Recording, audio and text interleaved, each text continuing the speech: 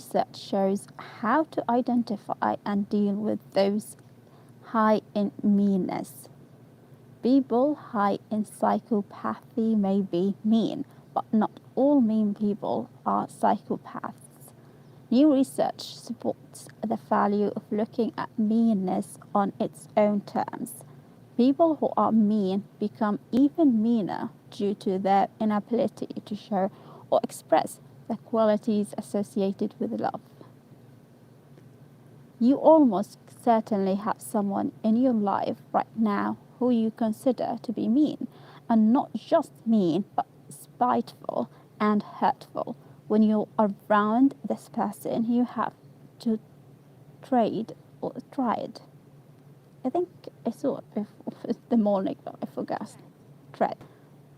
To tread ever so carefully, so as not to provoke their wrath. Wrath or Ruth? Let's see again. Wrath. Their wrath. Perhaps this is a person you don't choose to be with, but whose presence is foisted upon you by circumstances, whether work, family, or community. You can't even count all the times you've left an interaction with this person in tears, or just plain frustrated. Okay. This person might be a co-worker who seems to take joy in watching you squirm. The comments directed toward you range from jokes about your physical appearance to the quality of a presentation you made to the group, although you've tried a number of ways to break down this wall of hostility. Your efforts have proved fruitless. Let's see, fruitless. What is the meaning of this word? Fruitless. Yeah, it seems like a lovely word, but the meaning is not good. Hostility. Yeah. According to Florida State University's Alison Jorio, I suppose, and Janet Tyler, 2021, the quality of meanness is one of the three defining features of psychopathy, the personality trait characterized by lack of remorse. This word. Let's see how to pronounce it. Remorse. Remorse, inability to feel empathy, and a certain amount of breathlessness, specifically the so-called dry kick. Let's see this word, how to pronounce it. Triarchic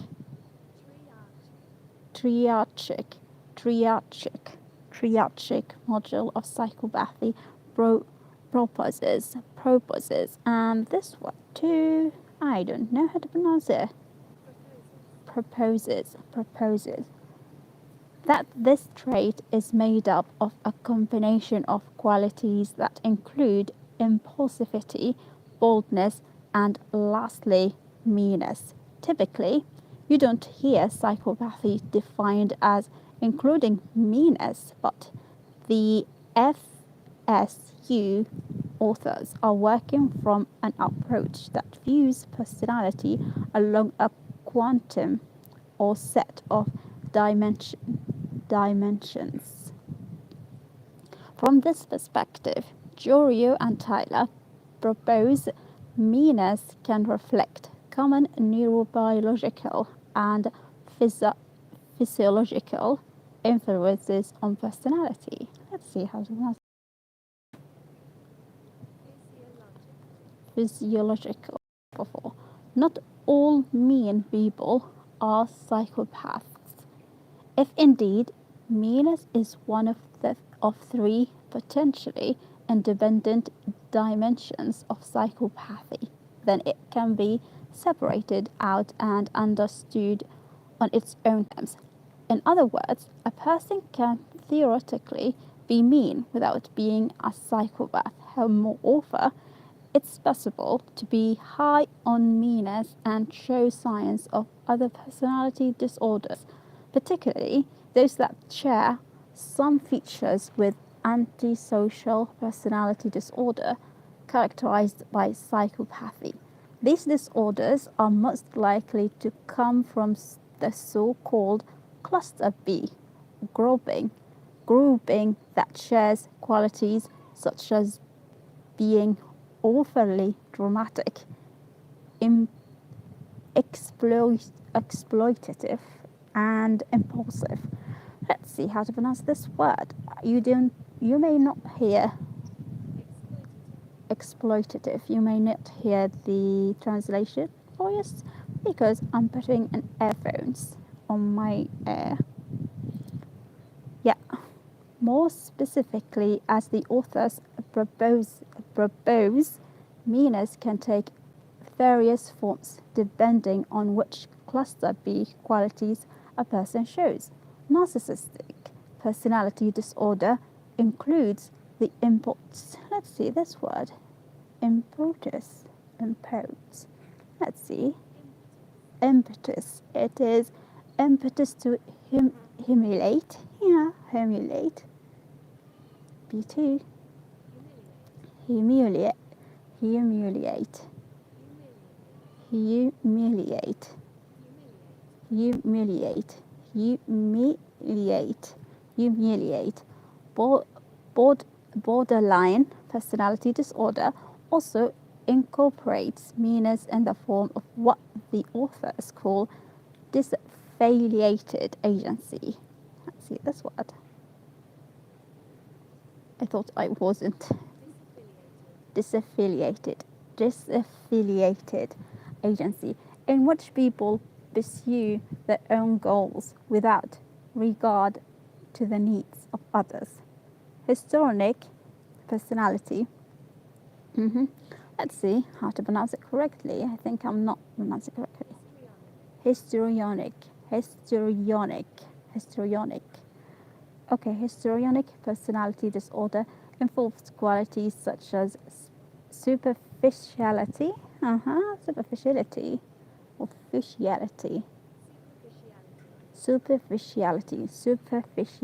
and emotional lability. But there is no theoretical reason for individuals with this disorder to be high on meanness. Meanness on its own isn't unique to psychopathy, then, or even its clinical form of antisocial personality disorder. Your co-worker might just be someone who likes to give people a hard time. However, you'd still like to know why, as this can help inform your strategy for dealing with this person and protect your self-esteem at the same time. To measure meanness in its own right, the FSU authors choose. I think choose. Why is one O here? I think it's in British maybe with the O. Chose. Yeah, it's chose. Chose a personality test known as the multi-dimensional personality questionnaire.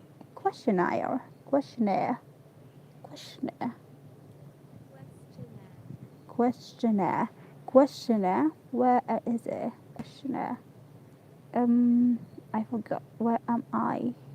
Questionnaire brief form MPQ slash. Is it slash? Not slash. It's hyphen BF.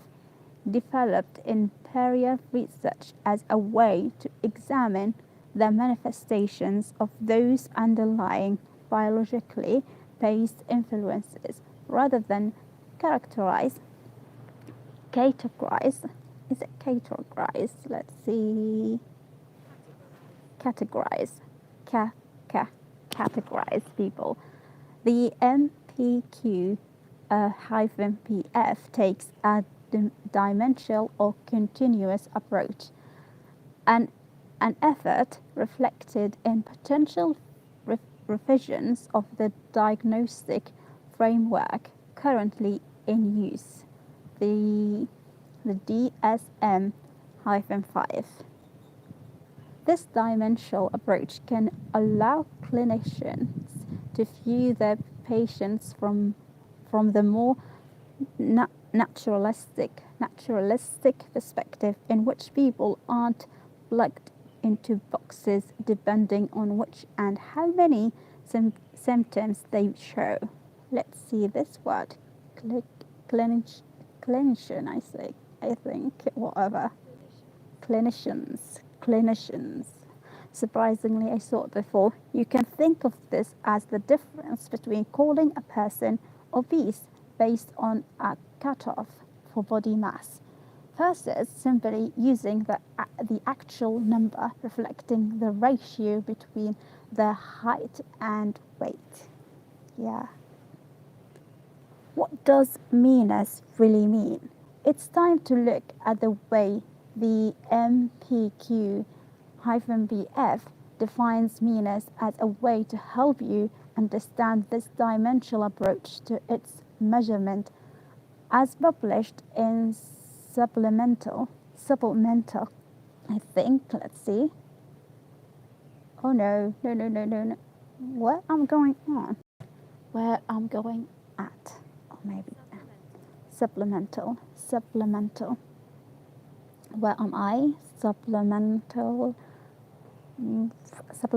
material provided in a previous study documenting the development of the measure, Hall et al. 2013. Here are key features shown by people both high and low in this quality. High scorers. Let's see how to pronounce this word. Scorers, maybe. Scorers. Good for you. Okay. Overall qualities top. Egocentric, emotionally insensitive, and lacking in affection toward others. Behavioral science view others as dog. What is this? Dog eat dog. Are indifferent to the suffering of others. Express contempt for people they see as weak, and become excited or feel powerful when retaliating against others, or have the opportunity to engage in risky activities. Let's see how to pronounce this word. I think I pronounce it incorrect. Contempt. Yeah. Low scorers. Overall qualities: kind, affectionate, sincere, and sensitive to the needs and feelings of others. Behavioral science: make genuine connections to others, value people for who they are, prefer cooperation rather than competition, want to help others who are hurting or in need, and feel guilty if they've hurt someone else. Putting meanness under the microscope. In the study of 508 online participants and 549 undergraduates, Jorio and Taylor used the MPQ-BF along with self-reports of personality disorder traits from existing diagnostic instruments. These measures would allow the researchers to tease out the relationship between meanness and all 4 potentially related personality disorders. Having proposed that meanness would be one of the qualities contributing on the cluster of personality disorders included in Jorio and Taylor's predictions, the findings indeed supported the contribution of meanness scores to antisocial, borderline, let's see this word, borderline, because I don't know, borderline, and narcissistic personality disorders, By contrast, people high on histrionic, again, let's see how to pronounce this word. I'm struggling to pronounce it correctly. Histrionic personality disorder scale actually had lower meanness scores, suggesting that they lack the antagonistic, let's see this word, antagonistic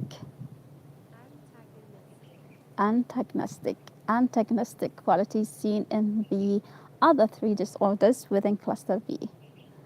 The FSU study shows that indeed being mean doesn't automatically qualify people for a personality disorder, even one involving psychopathic qualities. The mean people in your life, unless they are also high in the qualities of disinhibition. Let's see how to pronounce this word correctly. Disinhibition, it's correct. And boldness aren't that easily categorized. The majority of research on meanness unfortunately combines it with the other of triachic. Again this word I saw before. I don't know. Triachic. I don't know what's the meaning of this word, to be honest. Triachic module of psychopathy, so that it isn't possible to separate either its causes or its impact as what is this word? As a what? Standalone. Let's see it again. Standalone